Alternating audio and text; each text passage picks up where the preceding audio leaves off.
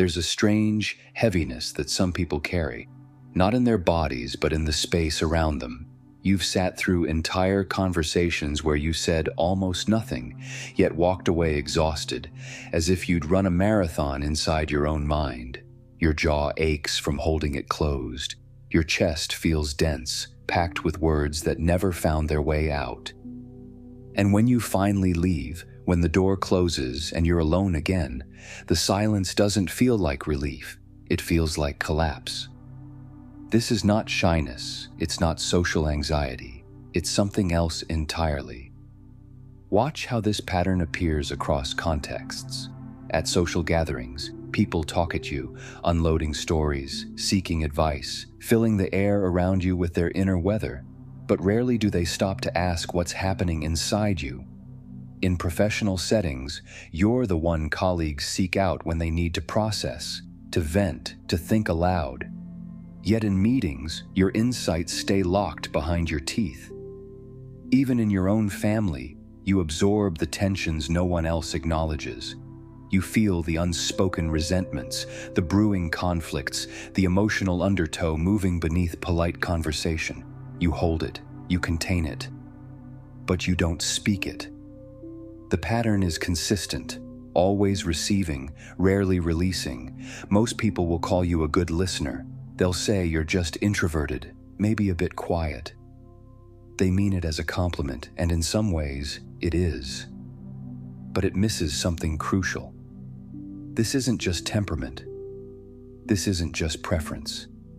You're not simply choosing to listen more than you speak. You are structured this way. Jung called this the listener archetype, a specific psychological configuration where receptivity functions not as social skill, but as psychic architecture. Your silence isn't absence. It's presence so dense it feels like gravity. You are a container, a vessel. And what you're holding isn't just others' words. It's their unconscious material, their unmetabolized emotions, the psychic weight they can't yet carry themselves. This is what containment actually is, a metabolic process. You receive. You hold.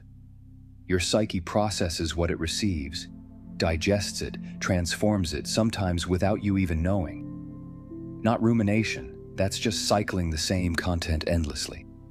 This is different. This is the silent work of turning raw experience into something that can eventually be integrated, understood, or released. But here's what no one tells you. Containment has a cost.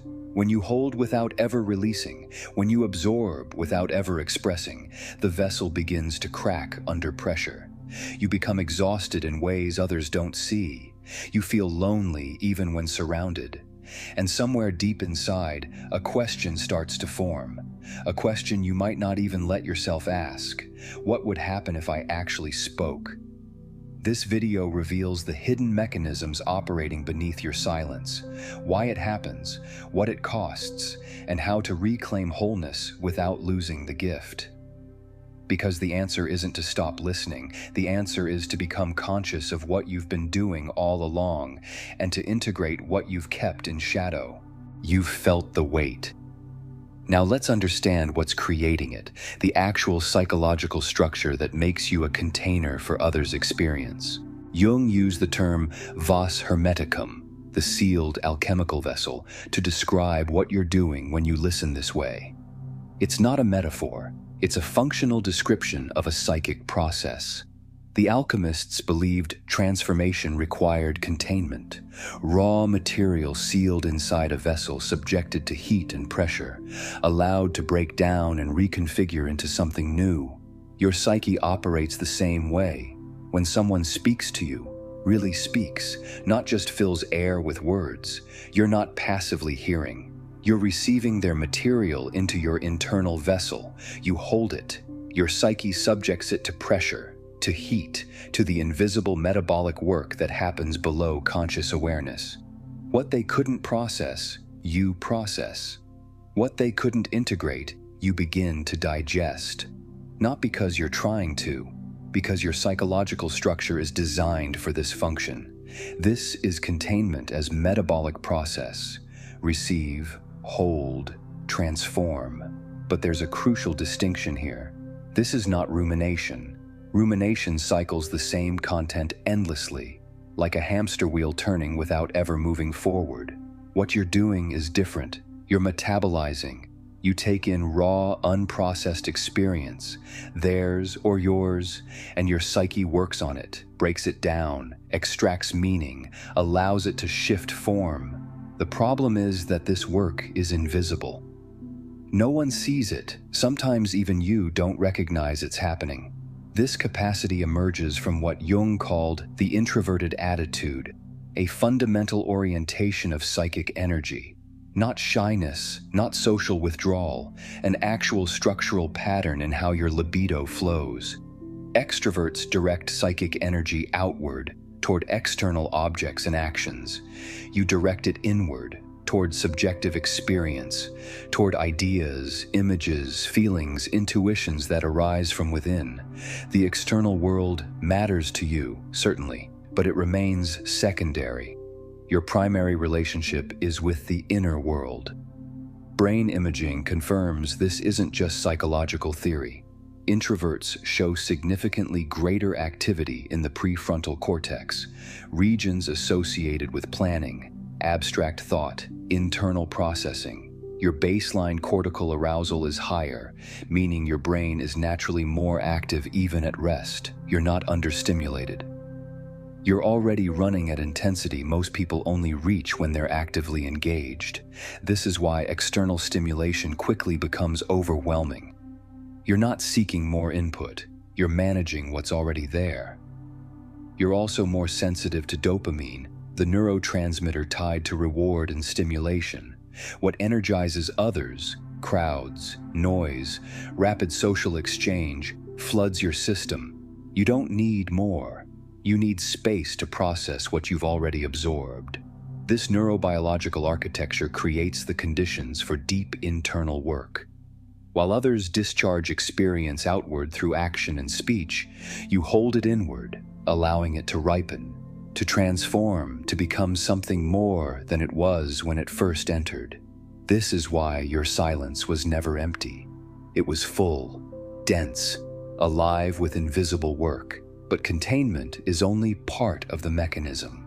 What makes you such an effective vessel is what you're able to perceive, patterns and dynamics that remain invisible to others. You know things you shouldn't know. Someone walks into the room and you feel the tension before they speak. A friend tells you they're fine, but you sense the grief underneath. In meetings, you perceive the power dynamics no one else seems to notice. Who's threatened, who's performing, what's being carefully avoided. You don't try to read these patterns. They arrive fully formed, like images surfacing from deep water. Jung called this introverted intuition, a perceptive function directed not at external facts, but at the inner object, at what's forming beneath the surface. Your psyche gathers vast amounts of sensory data, micro-expressions, vocal inflections, the quality of silence between words, and processes it below conscious awareness. Then, seemingly from nowhere, you know, not through logical deduction, through pattern synthesis that happens faster than thought. It's like assembling puzzle pieces you didn't realize you were collecting. Your inferior function of extroverted sensation pulls in details others miss. The way someone's shoulders tighten when a certain topic arises, the slight shift in breathing, the pause that lasts a fraction too long. Your dominant introverted intuition takes these fragments and assembles them into coherent understanding. You perceive what's trying to become conscious before the person themselves recognizes it. This is why you often think in images rather than words, why you grasp symbolic layers that literal-minded observation misses. Someone complains about their demanding boss, but you sense the archetypal tyrant constellating in the relationship. A friend talks about feeling stuck, and you perceive not just frustration, but the psychic threshold they're approaching. Transformation disguised as crisis.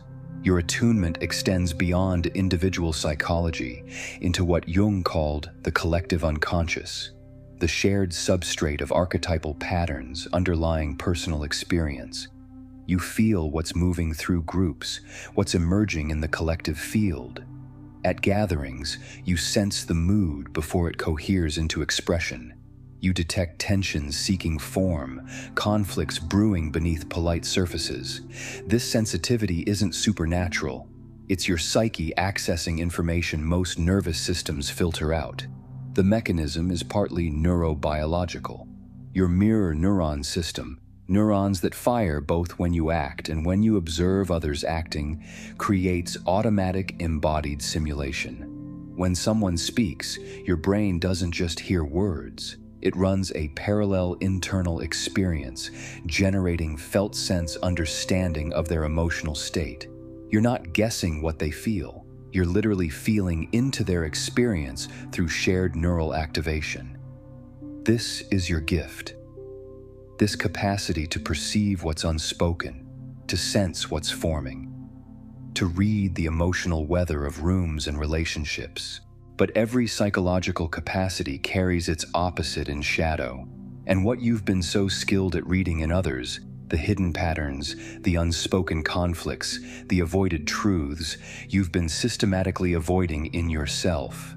Here's what you don't say. You're terrified of your own voice.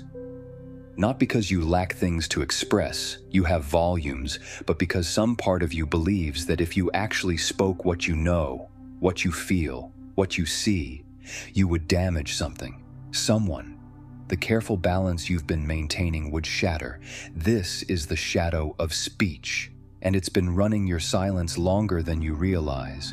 Jung observed that the shadow contains not just what we consider negative, but all the capacities we've disowned, the qualities, gifts, and potentials that contradict our conscious self-image. For the natural listener, what lives in shadow isn't just darkness. It's power, authority, creative expression, the capacity to assert, to challenge, to take up space without apology. You've pushed these into the unconscious because they conflict with the identity you've built. The receptive one, the safe one, the one who doesn't impose. But beneath that identity lies an unconscious conviction that has shaped everything. My words wound, my presence overwhelms, my voice destroys. This belief didn't appear from nowhere.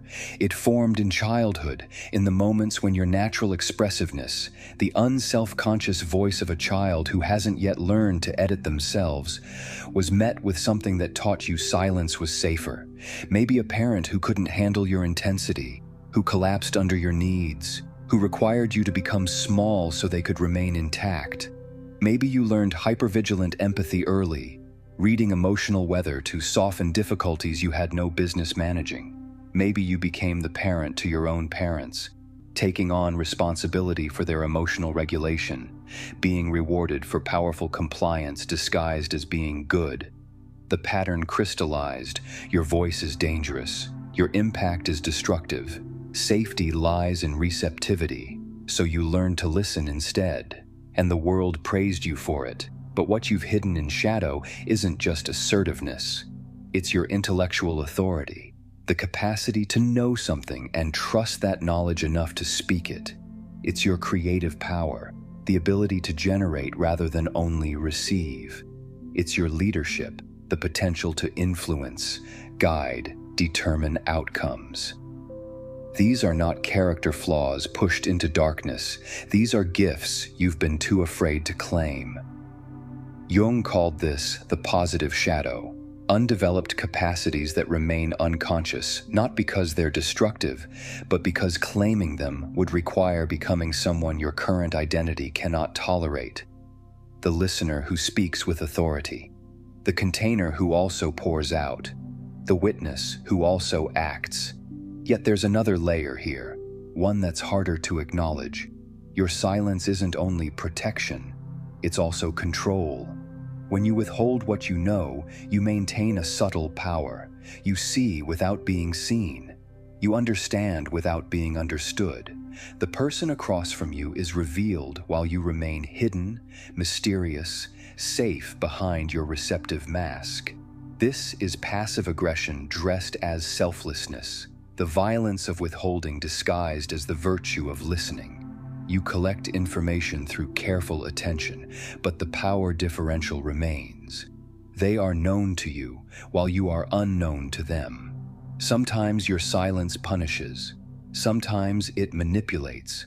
Sometimes it's spiritual bypassing, using the listening role to avoid confronting your own unlived life. And sometimes it's martyrdom, suffering silently, accumulating resentment like interest on an unpaid debt, while appearing endlessly available and selfless. This is the paradox you've been living, appearing humble while maintaining control, seeming generous while protecting yourself, offering presence while withholding personhood. The shadow operates in darkness. But when these patterns remain unconscious, they don't stay hidden. They manifest as symptoms. And the cost of your over-receptivity has been accumulating in ways you've been afraid to name. You've lost track of where you end and others begin. After a conversation, you carry their emotional residue for hours, sometimes days. Their anxiety becomes your tightness in the chest. Their grief becomes the heaviness you can't shake. You walk away from interactions, unable to distinguish what you actually feel from what you've absorbed. And when someone asks how you're doing, you genuinely don't know, because you is no longer a clear location. This is boundary dissolution. Jung called it participation mystique, a psychological state where the sense of self merges indistinguishably with the surrounding field. In early development, this is natural. The infant hasn't yet differentiated from the mother, hasn't yet discovered the boundary between me and not me. But when this pattern persists into adulthood, when receptivity becomes so total that selfhood dissolves, the result isn't connection, it's erasure. The mechanism operates through what researchers call empathic personal distress, self-focused anxiety arising from lack of emotional boundaries between self and other. You're not feeling with someone while maintaining your own center. You're feeling as them, losing track of whose experience you're holding. The overwhelm isn't just compassion fatigue. It's the flooding that happens when the container has no bottom, no walls, no structure to say, "This is mine, that is yours." Lower self-concept clarity leads to more self-other merging. Greater merging leads to more personal distress. More distress leads to dependency on satisfying others' needs, a cycle that intensifies the original problem. You become less sure of who you are, so you fuse more completely with those around you, which makes you even less sure, which drives more fusion. The self doesn't strengthen, it dissolves. Meanwhile, the persona of the good listener has rigidified into something more prison than role. Jung warned about this. When you become identical with your persona, the professor with his textbook, the tenor with his voice, you cannot get rid of yourself without punishment. Even the attempt brings unconscious reactions. Bad moods, obsessive thoughts, affects you can't explain. Because the persona was never meant to be total. It's a mask, necessary for social function, but catastrophic when mistaken for identity. What gets sacrificed when the listening role becomes fixed? Spontaneity, authentic disagreement, creative assertion, the capacity to say no without guilt. The 3-year-old's unself-conscious expressiveness before the world taught you to edit. You know how to receive, but you've forgotten, or never learned, how to generate. The one-sided development doesn't just limit you, it cripples overall growth. And there's another cost, one that's harder to name: psychological constipation. Containment is metabolic: receive, hold, transform, release. But when you only receive and hold, when you never release, the vessel doesn't just fill. It becomes toxic. What you're containing begins to poison you. Others' projections, absorbed but never returned. Grief that isn't yours but you've been carrying anyway. Rage you've metabolized on behalf of people who never had to feel it themselves. You've been doing the emotional labor no one sees. You're exhausted in ways others don't understand. And the loneliness is this: you've been present for everyone, but no one has asked what it's like to be you. The container is cracking, and that's not failure. That's your psyche demanding what it's always needed, the integration you've been avoiding. The breakdown is not collapse, it's breakthrough. When the old structure can no longer hold, space opens for something new. And for you, integration begins not by abandoning the listening gift, but by dissolving the persona that's imprisoned it. Integration begins with recognizing that good listener is not who you are. It's a role you perform, a mask you wear. Jung was unequivocal about this. The dissolution of the persona is absolutely necessary for individuation. Not because the role is false, it serves a function, opens doors, creates connection, but because when you mistake the mask for your face, other aspects of self cannot develop. You become the role, and the role becomes your cage. The work is differentiation, separating the listening function from your total identity. You can listen deeply and speak with authority. You can hold space and take up space. You can witness and be witnessed. Receptivity is one capacity among many, not the sum total of who you're allowed to be. But to claim what's been living in shadow requires meeting the figure you've been avoiding, the shadow speaker within, the one who asserts without apology, the one who challenges, disagrees, confronts, the one whose voice doesn't soothe, it disrupts.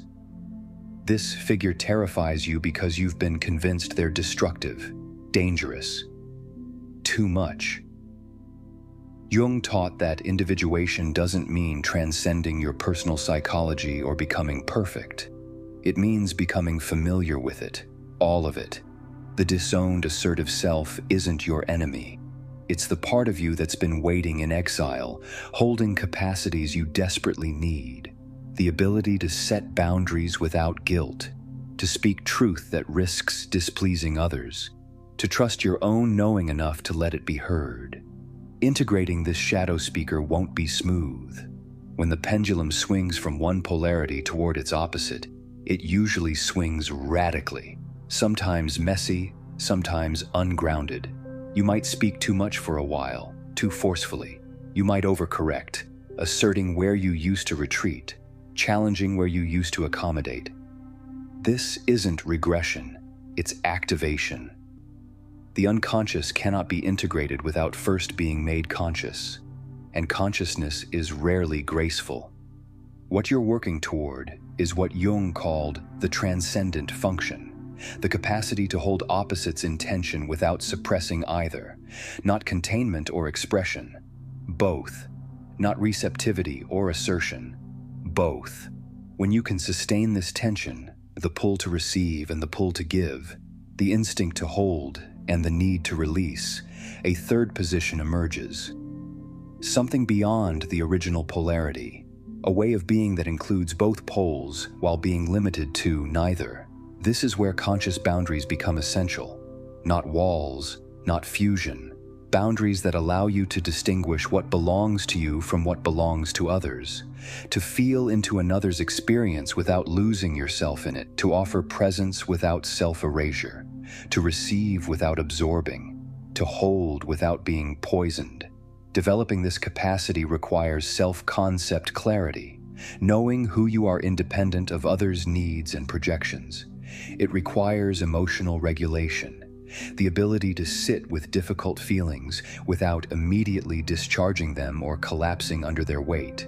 It requires cognitive empathy, balanced with effective empathy, understanding others' perspectives while maintaining your own center. And it requires solitude, real solitude, not isolation born of fear, but chosen aloneness is where you can process what you've absorbed, metabolize what you've held, and return to yourself. The listener who never retreats to empty the vessel becomes a stagnant pool. The one who regularly empties can receive again without drowning. You're not abandoning the gift, you're becoming conscious of what you've been doing all along, and learning when to offer it and when to withhold it, when to receive and when to release, when to witness and when to act. Integration is not only conceptual, it must be enacted.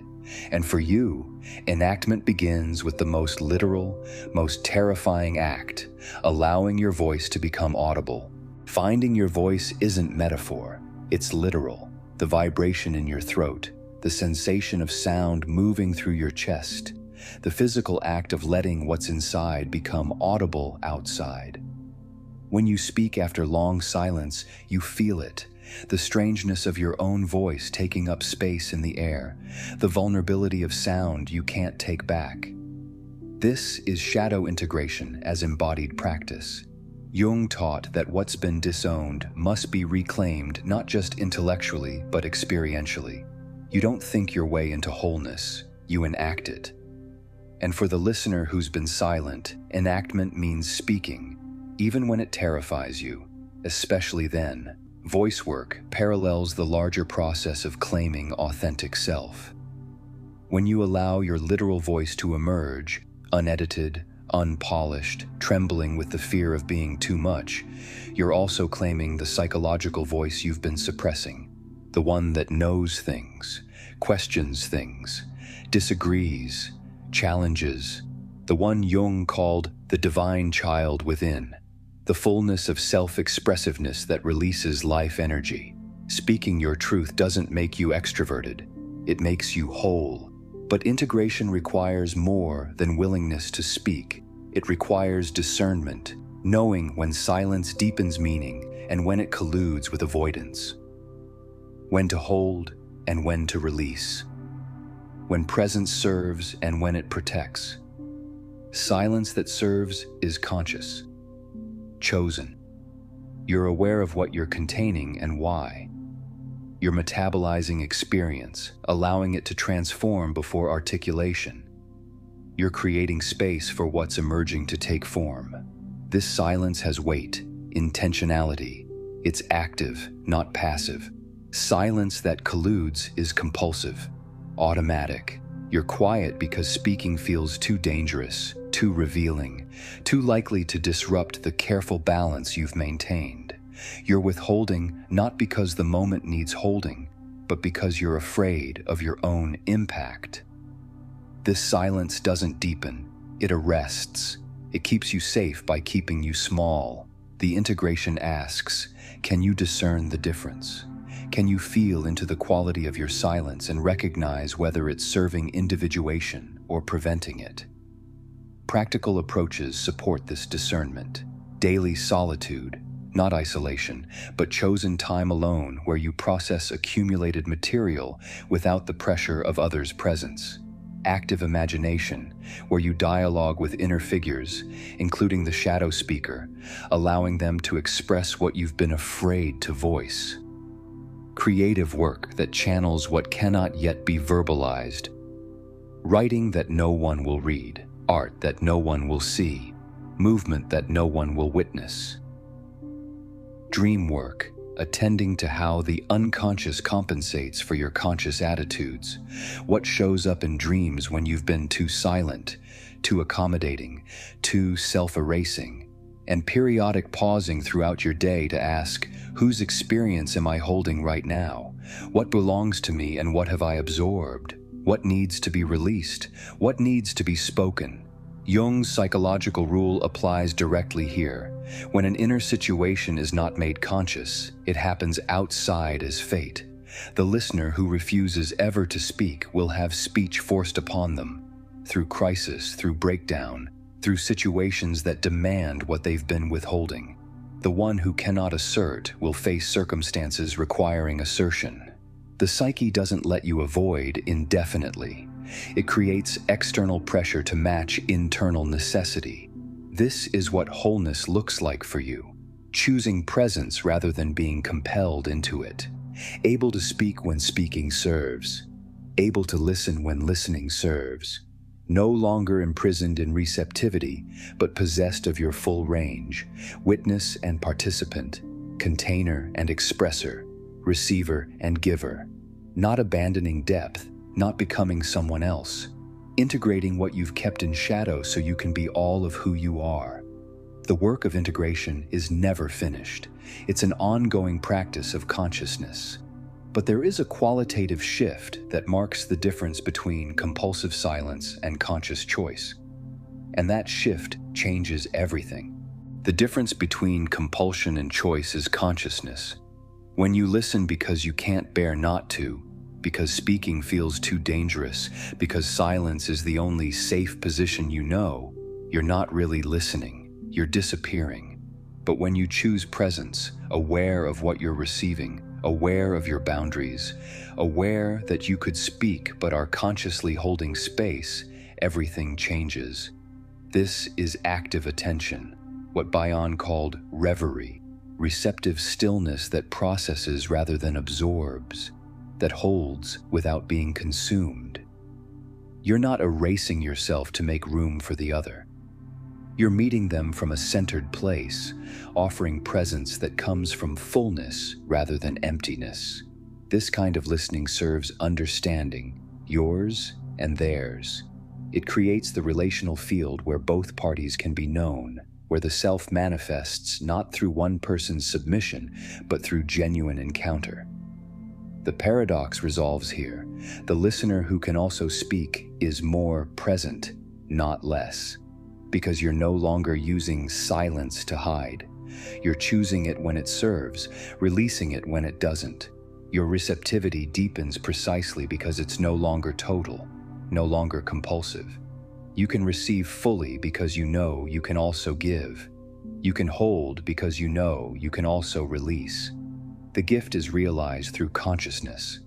This is what wholeness looks like, not abandoning the calling, but fulfilling it. Not becoming someone else, but integrating what you've kept in shadow, the capacity to witness and be witnessed, to hold and let go, to contain and express, to be silent when silence deepens meaning, and to speak when speech is required. If you recognized yourself in this pattern, if you felt the weight of containment without release, the exhaustion of perpetual receptivity, the fear of your own voice, know this. Consciousness itself is the beginning of transformation. You don't have to have it figured out. You don't have to speak perfectly or set boundaries flawlessly. You just have to see what's been operating in the dark.